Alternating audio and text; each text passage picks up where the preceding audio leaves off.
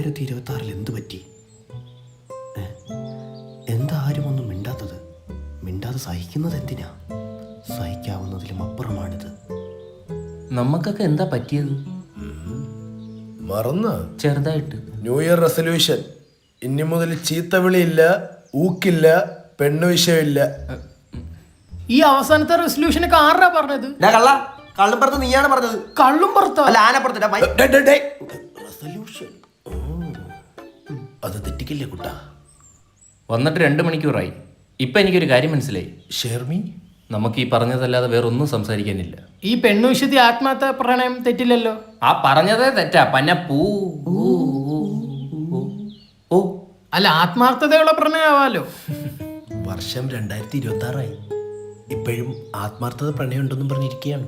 അതെ. ബുദ്ധിമാനെ തളർത്തുന്നില്ല നിന്നെ ഞാൻ. പാവം. ഹൗ നമ്മളോട് പഠിച്ച പൂജയില്ലേ, ഇൻസ്റ്റയിൽ ഒരു പോസ്റ്റ് ഇട്ടിരിക്കണു. അതും നെച്ചിക്കിട്ട് പാട്ടിട്ട്. പൂജ കാണണോന്നാണോ കാണാന്നാണോ? കാണണ്ട, എന്റെ പൂജ തെറ്റും. അങ്ങനെയാണ് ഇൻസ്റ്റയുടെ നട്ട ഉൾപ്പെടെ അടയ്ക്കേണ്ടി വരും. അടച്ചോട്ടെ. റെസൊല്യൂഷൻ അത് മാത്രമേ ഉള്ളൂ ഇപ്പൊ എന്റെ മനസ്സിൽ. പൂജയോ? ബ്ലോക്ക് ചെയ്തിരിക്കണു. അത്ര കട്ടി മനസ്സോ തന്റെ? അവൾ എന്നെ ബ്ലോക്ക് ചെയ്തിരിക്കണു. നമ്മൾ ഈ എടുത്താ പൊങ്ങാത്ത റെസൊല്യൂഷനൊക്കെ എന്തിനാ എടുക്കണേ? സത്യം, ആ പെണ്ണ് വിഷയെങ്കിലും മാറ്റിയായിരുന്നെങ്കിൽ നമുക്കൊരു 5 മിനിറ്റെങ്കിലും തികച്ച് സംസാരിക്കായിരുന്നു. യാത്രയെ പറ്റി എന്താ അഭിപ്രായം? ബാംഗ്ലൂരുള്ളതല്ലേ, നല്ല കുട്ടിയാ, പക്ഷെ ബ്ലോക്കാ. എടോ, ആ യാത്രയല്ല, യാത്ര പോണെങ്കിൽ എണ്ണ അടിക്കണ്ട കുട്ടാ. എന്റെ ഇലക്ട്രിക് വണ്ടി അല്ലേ കുട്ടാ? ചാർജ് ചെയ്യാനാണെങ്കിൽ ചാർജ് മോഡിന്റെ സ്റ്റേഷനുകൾ എല്ലായിടത്തും ഉണ്ട്. പിന്നെ നമുക്ക് സ്വന്തമായിട്ട് വേണമെങ്കിൽ അവരുടെ ചാർജിങ് സ്റ്റേഷൻ ഇടാം. ലോ ഇൻവെസ്റ്റ്മെന്റ്, ഹൈ ഗ്രോത്ത്, ഭാവിയിലെ ബിസിനസ് ആണ്. ഓ, നല്ല പരിപാടിയാണല്ലോ. ഐ, ഈ ഇല്ല എവിടുന്നാ കേറിയേ? ഞാൻ ഒരു ഐഡിയ പറയാം. നമ്മൾ ഈ എടുത്ത റെസൊല്യൂഷന് ഒരെണ്ണം സബ്ട്രാക്ട് ചെയ്യാം. ആ, അതാകുമ്പോ ഈ മൗനം അങ്ങ് സമ്മതാവും. അപ്പൊ ഏതാണ് നമ്മൾ കട്ട് ചെയ്യാൻ പോകുന്നത്?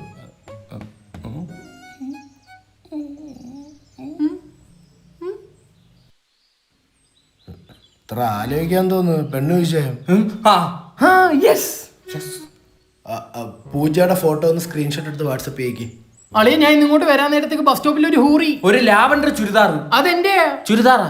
അല്ല, അവൾ എന്റെയാന്ന്. നിന്റെ? അത് ഞാൻ നോട്ടിട്ട് വെച്ചേക്കുവാ. എന്നെ കൊണ്ട് ചീത്ത ഒളിപ്പിക്കല്ലേ? അളിയ, ചീത്തോടെയും കൂടെ കട്ട് ചെയ്യാൻ പറ്റുമോ? മൊത്തത്തിൽ കട്ട് ചെയ്യാൻ പറ്റൂല, വേണമെങ്കിൽ സബ്ബി ആയിട്ട് വിളിച്ചോ. നിന്റെ അച്ഛന്റെ കൊടവേർ, നിന്റെ ആ പടം സ്വർണ്ണക്കുണ്ടി. ഇതാണോ സഭ്യം? ഇത് അസഭ്യം. ഇതിപ്പോ റെസൊല്യൂഷൻ മൊത്തം കട്ടായല്ലേ. ഒടുവിൽ ഞങ്ങൾ ആ സത്യം മനസ്സിലാക്കി. ഈ പറഞ്ഞ എല്ലാ റെസൊല്യൂഷനുകളും പാലിച്ചാൽ ഞങ്ങളുടെ ഈ ഊള ഗ്യാങ് ചലിക്കാത്ത ഒരു ഊമ ഗ്യാങ്ങായി മാറുമെന്ന്. ഈ കൊല്ലം ഇങ്ങനെ പോട്ടെ. This is not the end. സാറേ, പോലീസ് സ്റ്റേഷനിൽ കംപ്ലൈന്റ് കൊടുക്കണ്ടേ? പിന്നെ ഞാൻ ഇവിടെ ചരക്കാൻ വന്നതെന്ന് വിചാരിച്ചാ? Idiyan Chandran, retired DVSP. അപ്പുറത്തെ വീട്ടിലാ താമസം. സംഭവം എത്ര ഉണ്ടായിരുന്നു? 25. തൊണ്ടി മുതൽ തെണ്ടിത്തരം കാണിക്കാതെ ഉള്ള പറ. 20. അല്ല, സ്റ്റേഷനിൽ കംപ്ലൈന്റ് കൊടുത്തില്ലേ? എങ്ങനെ ഇങ്ങനെ സമ്മതിക്കണ്ടേ? ഇവിടെ പട്ടിയൊന്നും ഇല്ലായിരുന്നു. ഉണ്ടായിരുന്നു, കൊണ്ടുപോയി. ലാബായിരുന്നു. ലാഭം കിട്ടിയ അപ്പോഴേ അങ്ങ് കൊടുത്തോടാം. അയ്യോ, പട്ടി ലാബായിരുന്നു. വൈഫ് കൊണ്ടുപോയി. വൈഫ് എവിടെ? ഡൈവേഴ്സായി. അവിഹിതം. ഓ, ഐ ആം സോറി. ഇപ്പൊ എല്ലായിടത്തും ഇതൊക്കെ തന്നെ. അല്ല, എങ്ങനെയാ തൂക്കിയത്? ഒരു ദിവസം അവള് ജോലിക്ക് പോയിട്ട് നേരത്തെ കയറി വന്നു. അപ്പൊ ഞാനും സർവന്റും കൂടെ അടുക്കളയില് കൊല തൂക്ക്. അപ്പൊ വിഹിതം നിന്റെ ആയിരുന്നു. വാ, നിന്റെ പേരെന്തുവാടാ? ശംഭു. വായിലെന്തുവാന്നല്ല ചോദിച്ച? അത് തന്നെ, ശംഭുകുമാർ. വെള്ളേ. നീ യേശുദാസിന്റെ? ആരുമല്ല, സാറിന്റെ ഡ്രൈവറാ. ലൈസൻസ് ഇല്ല. ഇല്ല, എനിക്ക് ലേണേഴ്സ് ഉണ്ട്. മൊലാളി മടിയൻ ഇടിയൻ സാറിനെ മാറ്റിയിട്ട് സ്റ്റേഷനിൽ കംപ്ലൈന്റ് കൊടു. 19.8 പവനാണ് പോയേക്കുന്നത്. എക്സ്ക്യൂസ് മീ മിസ്റ്റർ ശംഭു, ആ കണക്കൊന്ന് പറയൂ. Tell me the mathematics.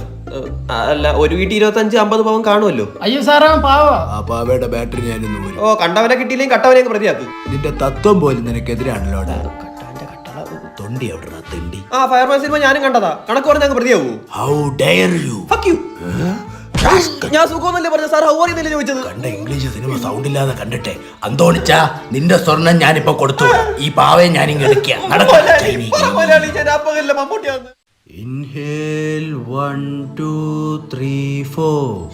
എവിടെയോ മീൻ പൊരിക്കുന്നത് നല്ല മണം. അയിലേ. യോഗയിൽ 84 ആസനങ്ങളാണുള്ളത്. നവാസിന് അറിയാവുന്ന 2 ആസനങ്ങൾ പറയൂ. ശവായുസനം. അൽഫാം സനം.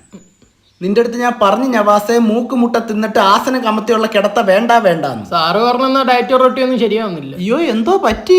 സാറ് പറഞ്ഞ ചിക്കനും കിഴങ്ങൊന്നും കഴിച്ചിട്ട് എന്റെ വണ്ണമൊന്നും കുറയുന്നില്ല. നീ എങ്ങനെ കഴിച്ചത്? ഞാൻ KFC പോയിട്ട് ഫ്രൈഡ് ചിക്കനും ഫ്രഞ്ച് ഫ്രൈസും കഴിച്ചു. ശാന്തം. കാര്യം സാറ് ബസുമതി റൈസ് കഴിക്കാൻ പറയാന് ഇല്ലേ ഡെയിലി മന്തി വാങ്ങിച്ചു തിന്നാൻ. എന്റെ ഫോൺ എടുത്ത് ആരാ നോക്ക്.